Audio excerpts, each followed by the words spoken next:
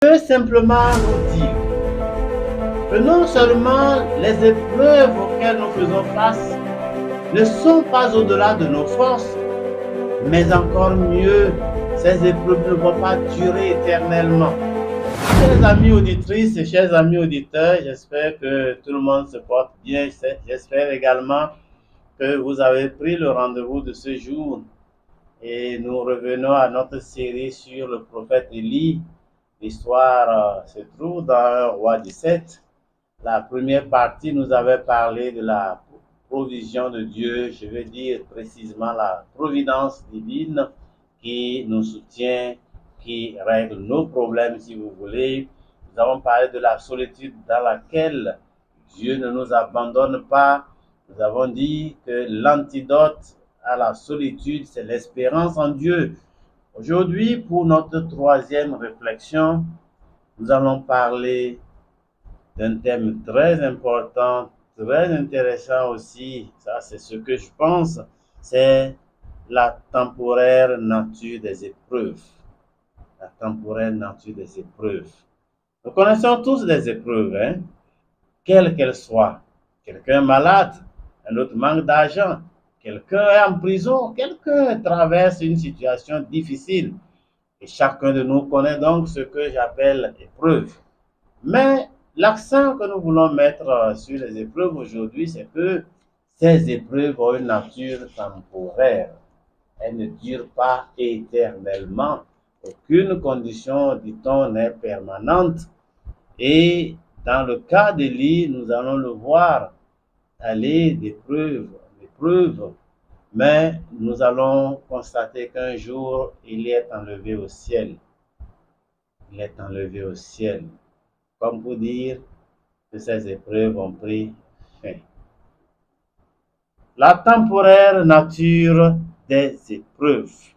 Le torrent a séché, Élie a continué à faire foi à son Dieu et Élie va continuer à marcher avec Dieu parce que dans sa solitude, dans sa souffrance extrême, Élie va finir par comprendre que malgré tout, Dieu ne l'avait pas abandonné. Et il va se résoudre à lui faire foi, continuer à marcher avec lui. Et ces épreuves, comme je l'ai déjà dit, avaient une fin en vue. Dieu qui avait permis cela avait une fin heureuse pour son serviteur. Et c'est pourquoi je parle de la nature temporaire des épreuves. La Bible reconnaît que les épreuves font partie de la foi. Une foi sans épreuve n'est pas une vraie foi. Parce que si vous considérez qu'un arbre est au milieu d'un fleuve et que cet arbre reste toujours immobile, il ne bouge pas, et ça c'est faux. Parce qu'il y a des moments où il y a des vagues, de grandes vagues d'eau, des orages qui tombent et l'eau déborde. L'arbre se bat pour rester sur place. Sinon, il sera emporté par la furie des eaux. Chers frères et sœurs, si vous êtes chrétien et que vous avez des épreuves, c'est tout à fait normal.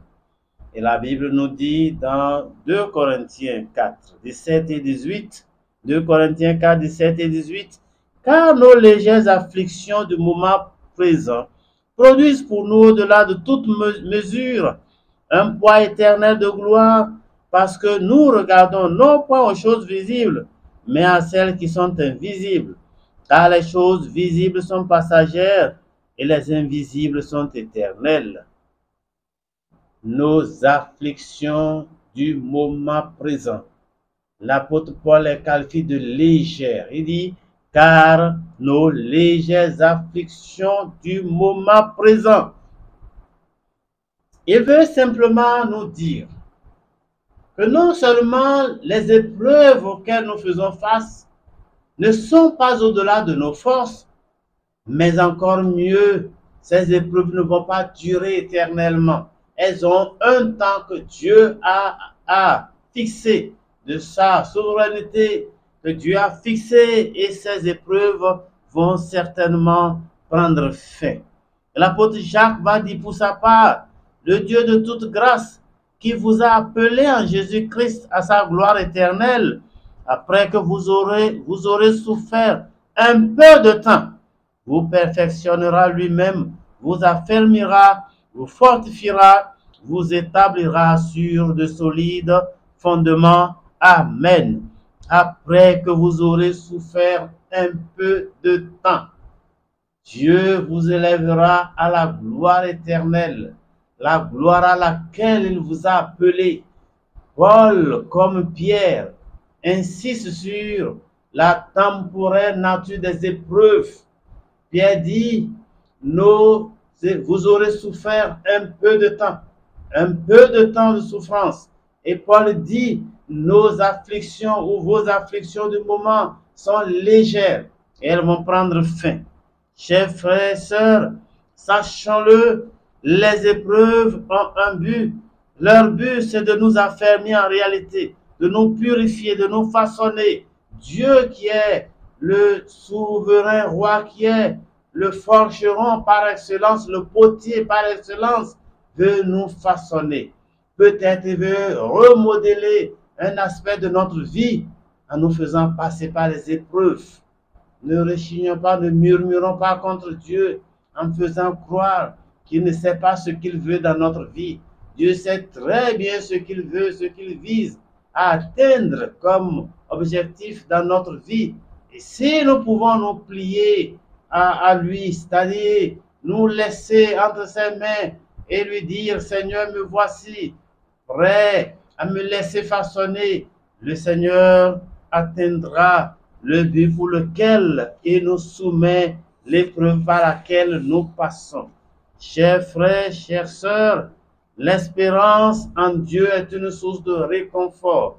Est-ce que nous pouvons compter sur le Seigneur malgré les peines que nous endurons en ce moment? Est-ce que nous pouvons continuer à compter sur le Seigneur même quand nous manquons de mots pour qualifier notre situation? De toute façon, la Bible déclare que ces afflictions, ces épreuves par lesquelles nous passons sont légères. Et si quelqu'un se laisse écraser par ces choses, il perdra sa récompense et à Dieu ne sera pas la faute. Le prophète Ésaïe dit, mais ceux qui se confient en l'Éternel renouvellent leur force. Ils prennent le vol comme les aigles. Ils courent et ne se lassent point.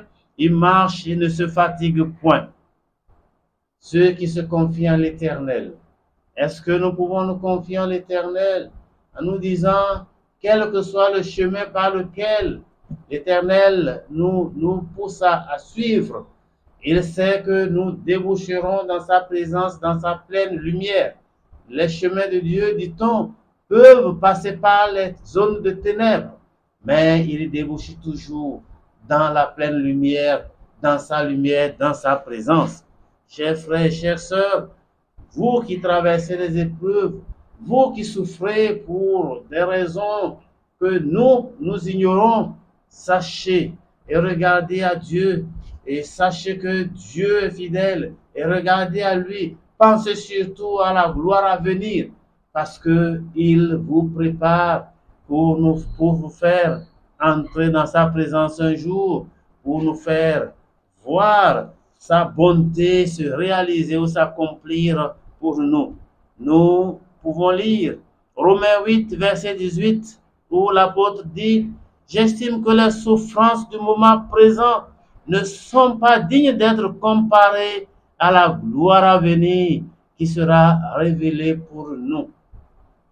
Les souffrances du moment présent ne sont pas dignes d'être comparées à la gloire à venir qui sera révélée pour toi et pour moi. Restons fermes, restons inébranlables, restons confiants en Dieu, espérons en lui, continuons à nous battre avec la force qu'il nous communique. Battons-nous comme nous pouvons et le Seigneur nous viendra en aide, nous poussera à la victoire parce que c'est à cela que nous avons été appelés. Et l'apôtre Paul va dire à Timothée, si nous persévérons, nous régnerons aussi avec lui. Si nous persévérons, nous régnerons aussi avec lui. Puissions-nous persévérer avec lui dans nos moments d'épreuve. Puissions-nous continuer à lui faire confiance dans nos moments d'épreuve pour avoir part à son règne. Que Dieu vous bénisse et que Dieu nous donne la grâce ensemble de nous retrouver pour la suite de notre réflexion sur la vie du prophète Élie, qu'il nous donne de tirer de bonnes leçons pour nous édifier, pour ne pas nous laisser abattre par les circonstances du moment présent. À bientôt pour donc d'autres réflexions.